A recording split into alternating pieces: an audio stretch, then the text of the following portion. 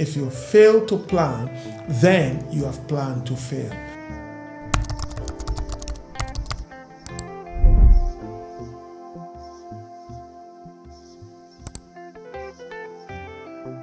Hi guys, my name is Julius and welcome to Dominion Wealth Zone.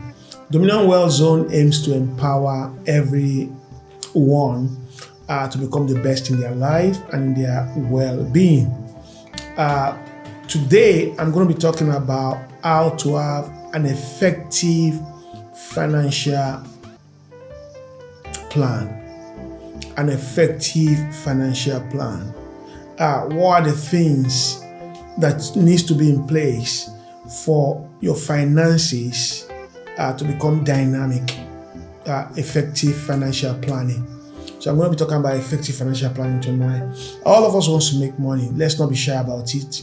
We need money, and you need more. You understand? If you're making, say, about £1,000 every month, you want to take it about 1,200 or 1,500. If you're on about 1,500, you want to take about 1,800 to 2,000. We need more money, and we need to look at some important things about having an effective financial planning. Don't forget to like, to share, or to subscribe to this channel and hit the notification button so that anytime I release any video, you'll be the first to get the benefit of it. Without much ado, shall we proceed? Number one thing you need to tell yourself is, what are my financial goals? Where do I want to be financially? Is it that my financial goal is that I want to buy 5 houses? I know someone who told me, if I've got 5 houses fully paid, I'll retire, I'll do nothing again. My financial goal might be that I want to set up a trust for my children or my grandchildren. My financial goal might be that I want to retire when I turn 50 or when I turn 40. What are your financial goals? Your financial goal might be that you want to set up a particular type of businesses that will outlive you. Your financial goal might be that you want to be making £20,000 every month. These are the things you have set financially for yourself. So you must have a goal. You must have what you are working towards. Not having a goal is like 22 footballers are on the field and all of them are playing and there's no goal post. It becomes boring because you don't know where you have won or where you have not. I met someone last year who told me that every 6 weeks he buys a property. I was shocked. I said, what? He said, yeah. He said, every 6 weeks I buy a property in this city where I live. You'll be shocked. This guy is under 40. Every 6 weeks he buys a property. That's what he told me. Which is a possibility. That's his goal. And he's achieving it. So what are your financial goals? Number 2, how much money do you need? How much money do you need? Your need for money might be different from mine. I've got 3 children. They are all adults now. One is working, 2 are in the uni already. And one of them is finishing this year, the other one's going to finish next year. The other one has even finished. She's just doing a master's. She'll finish next year. So my responsibility might be a bit lower financially than yours. If you have, say, 4 children, 4 of them are in uni or they're in high school, you're just climbing the ladder. You understand? So how much money do you need? So you need to be able to tell yourself. Now, someone who has 4 children and the 4 of them are in uni cannot compare themselves to me, the level of money I need. I might not need as much as they do. So how much money do I need? What are the weights that I'm carrying? What are my responsibility? If I've got 10 houses, assuming I've got 10 houses and I fully pay for those houses, and you have 1 or 2, you are yet to fully pay for them, you might need more money than I do. So how much money do I need? Or probably you have a business that is capital intensive. You have a business that you need about 200,000 to go into. And I run a business that I'm just a cobbler or I'm a hairdresser and I'm using 20,000 to set it up. So how much money do I need? Number 3 question is, When will I need the money? When? If you need it now, which means you've got to go and take loans. And there are different ways you can take loan. You can go to your bank to take loan. You can take loan from financial institutions. If you have a house and you finish paying for your house, you can take an equity on your house. You could use your credit card if your credit card is big. There's some credit card that gives you as much as £50,000.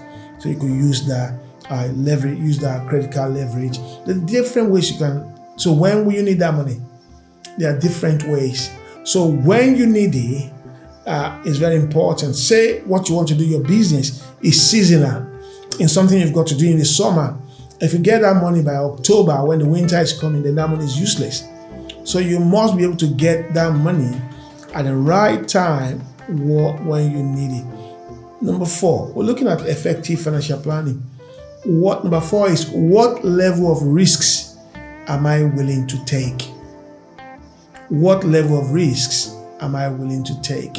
Now, probably you want to invest probably in Spain and you live in the UK. That could be a little bit risky. I have a friend who went to invest in Spain. He has 2 businesses in Spain and he had to go to Spain at least every 2 weeks. Sometimes he goes every week. That's the risk he wasn't willing to take. I won't do that. I like to invest where I could see it. I like to invest in my very close proximity. I like to invest in a place I could dash in, just go in 5, 10, 20, 30 minutes, not that I have to go and fly. Look at what happened during COVID. Nobody could go anywhere. Anything could happen. You understand? So what level of risks am I willing to take? Your level of risk or your risk averseness will determine how committed you are going to be to that goal. It will determine how committed you're going to be to that plan. So you need to be able to consider the risk very well. There's some things you do that will make you to leave your family behind, probably for about a month or 2 or 3 weeks. I don't like that. I don't like to work with my family because of business. And that's me, not you. I'm not saying you need to look at yourself. What level of risks am I willing to take? Number 5, what is my current financial state? Am I in debt? Am I just getting by? Do I have enough to spare so that in the next 10 months, if I begin to save, I'll be able to save the initial capital for my business? What's my current financial state? Where am I at the moment? Is it that if I need £10,000, I could talk to 10 friends and all of them will give me £1,000 each? Or instead of going to 10 people, which is confusing, I can call 2 people and ask for them 5,000, or 3 people and ask for them 3,500, and 3,000. You know, the less the number of your creditor, the better for you. So you need to look at your current financial state and let that informs your financial planning. Number 6, what financial education do I need? And most people, when they're going into business, they know so much about the business, but financially they are illiterates. You understand? Financially, they don't know how to multiply money. They know how to do the job. They've got the skills for the job, but business-wise, the financial management power of the business, they don't have it. And people always say that, oh, your accountant is going to help you to do that. No, your accountant cannot help you to do that. Your accountant, because it's not the one running the business, he or she might not be able to help you to have a dynamic financial planning. It is you. So you need some sort of financial education. And one of the best ways is to find someone who has done what you are doing before, who is successful in that area, and ask them for their ideas. And take that idea, work on it, condition it onto your level. So what financial education do I need? It's a need. It's compulsory.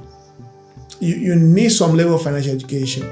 One of the people I take my financial education from I've not seen him, is Robert Kiyosaki, the writer of Rich Dad, Poor Dad. I take a lot of financial education from him. If I want to get anything financially, I go and watch his videos. I read his books. He wrote a lot of books that has to do with financial planning, finances. He wrote about, I think, about 7 or 8. So he is one person that mentors me online about financial education. And finally, that's number 7. Where should I invest? You can't invest everywhere. And there's some places you are able to invest. I mean, I have told myself, my investments are in the place where I live. I mean, in the West. Some of you could have your investment abroad. There's nothing bad about it. People have investment in Spain, their investment in Germany, their investment in Africa, in Nigeria, Ghana. There's nothing wrong about it. But you've got to tell yourself, where should I invest? Depends on the kind of business you want to do. Depends on the kind of climate you want to do the business, and it depends on the kind, type of customers you want. So those are the things that will inform your investment. So where should I invest? If you're selling a product that they need in Africa and you're selling it in the UK, obviously nobody's going to buy it. And if you're selling a product that they need in the UK, you're selling it in Africa, you're not going to get any customer. So you should be able to tell yourself, where should I invest? So these 7 things will make you to have an effective and a dynamic planning, that when you begin to take steps towards them, and you'll find out life will be with ease and with accuracy. And people will say you're lucky. You're not lucky. You've just planned yourself very, very well. Remember, like I said earlier on, someone said, if you fail to plan, then you have planned to fail. Don't forget to share, to like, and subscribe to this channel. And I'll see you in the next episode. Thank you.